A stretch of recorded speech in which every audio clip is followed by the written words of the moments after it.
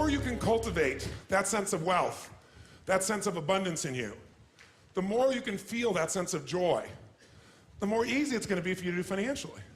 Because you're not going to be in this scarce, fearful mode.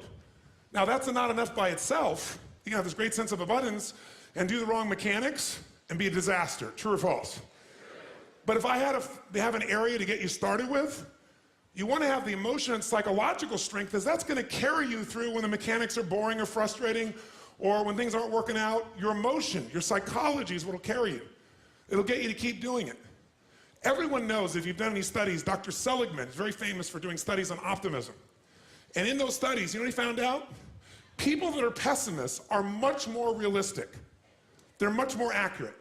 If you give them a test and you ask them to look at something and give you a size measurement of it, or to evaluate their own success or failure at a task, in every study Seligman's done, he did it in University, I think Pennsylvania if I remember correctly originally, what he found was that optimists always see themselves as doing better than they really did.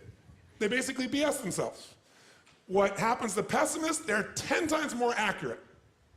But here's what he found out. What he found out is because the people who are accurate never push themselves because they know it's never going to work anyway. Whereas the optimist sees it better than it is, so they keep doing it.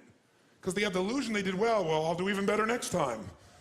And because of that optimism, they did it more often, and so optimists succeed at a 4 to 5-fold, depending upon the task, result ultimately beyond anything that a pessimist will do, and they're not as accurate.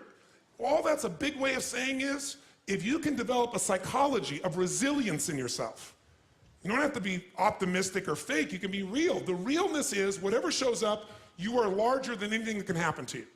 You are larger than any financial challenge you could ever face.